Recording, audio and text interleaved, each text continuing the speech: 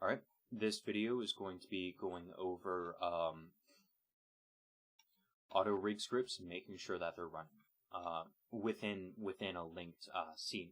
So right now I have my linked character. Let me hide this menu. And if you press N and go up to item, you'll be able to see the different rig layers. Because this was made with Rigify, it runs a script. It also has these nice different main rig properties, and it's sectioned off very nicely. So you can switch between FK and IK, and of course do snap the FK to the IK and snap the IK to the FK and all sorts of other stuff. You can see how this would be useful.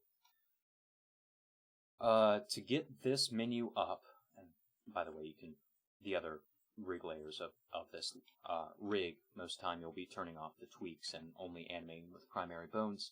If you go up to the top right here, or to any panel in fact, and you were to click on the editor type little button here, you can change it from, in this case, the outliner to the text editor, and upon clicking the text editor, it'll bring up this window. From here, I can write scripts. I can press new, and you can see that I can start typing a new script.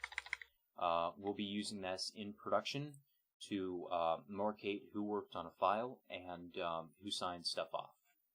Anyway, if I press, something went a little weird there because I deleted that one.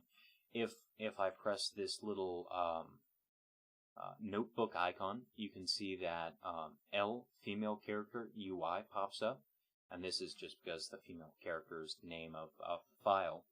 Clicking on that, you can see that it opens up that script. From here, if I use the scroll wheel and go all the way to the right, I can see Run Script, and I can press that, and this will appear for you now. If I go to the left here, I can, with changing the editor type, I can change it back to outliner.